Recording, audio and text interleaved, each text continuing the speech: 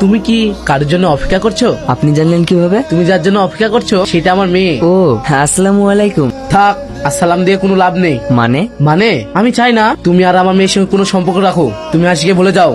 অসম্ভব, আমি ভালোবেসেছি ভুলে যাওয়ার জন্য না। ভালোবাসা অনেক হয়েছে, এবার নিজের কাজে মন দাও। শোনো, ঘরের ছেলে ঘরে ফিরে যাও। সরি, আমি হাসিকে ভুলতে পারবো না। তাই? হ্যাঁ তাই। ছোটন, আমার কথা যেহেতু শুনলি না, তাহলে আর কিছু করার নেই। আব্বু, আব্বু তুমি ওকে ছেড়ে দাও, আমি তোমার পায়ে পড়ছি, ওকে মেরো না। সেলিম, আমি ওকে ছেড়ে দেবো, কিন্তু মা তোকে যে ওকে ভুলে যেতে হবে, নইলে ওকে মরতে হবে। আমার কিছু করার নেই। না না আব্বু, আমি ওকে ভুলে যাব, তুমি ওকে মেরো না। আমার লক্ষ্মী মেয়ে, চল বাড়ি চল। কিন্তু সেলিম। ওকে কেউ না কেউ এসে নিয়ে যাবে। চাচি, একটা কথা বলবো? হ্যাঁ বাবু বলো। আমি আপনার ছেলেকে আমার সঙ্গে করে নিয়ে যেতে চাই। কেনে? কোথায়? আরে চাচি, ভয় পাবেন না, আমি একজন মানসিক হাসপাতালের ডাক্তার। চিন্তা করবেন না, আমি আপনার ছেলেকে সুস্থ করে তুলবো। সত্যি বলছো বাপ? তুমি পারবে আমার ছেলেকে আগের মতো সুস্থ করে তুলতে? হ্যাঁ চাচি, আপনি ওকে আমার সঙ্গে নিয়ে যাওয়ার অনুমতি দিন। হ্যালো, আমি ডক্টর আলিফ শেখ বলছি। একটা পেশেন্ট আছে, আমি লোকেশন পাঠাচ্ছি, তাড়াতাড়ি অ্যাম্বুলেন্স পাঠান। আসবো? হ্যাঁ এসো। কি ব্যাপার, হঠাৎ হসপিটালে রাখলে যে? তোমার জন্য একটা সারপ্রাইজ আছে।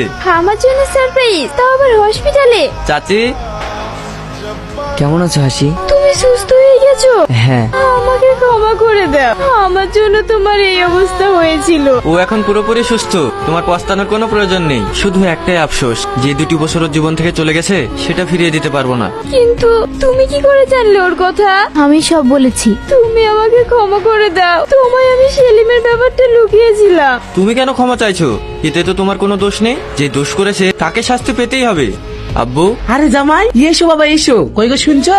তোমরা সবাই বাইরে এসো, জামাই এসেছে। বসো বাবা। আমি এখানে বসতে আসিনি। সেলিম, এই তুমি এখানে? হ্যাঁ আমি। দেখে অবাক হলেন? শুধু আপনার জন্য এই ছেলেটার জীবনের 2 মূল্যবান বছর নষ্ট হয়ে গেছে। ওর অপরাধ শুধু একটাই ছিল, আপনার মেয়েকে ভালোবাসা। ছি, আপনি এমন মানুষ, সেটা যদি আমি আগে জানতাম, তাহলে আমি এই বাড়ির সঙ্গে কখনোই সম্পর্ক করতাম না। আমাকে ক্ষমা করে দাও বাবা। ক্ষমা আমার কাছে না, ওর কাছে চান।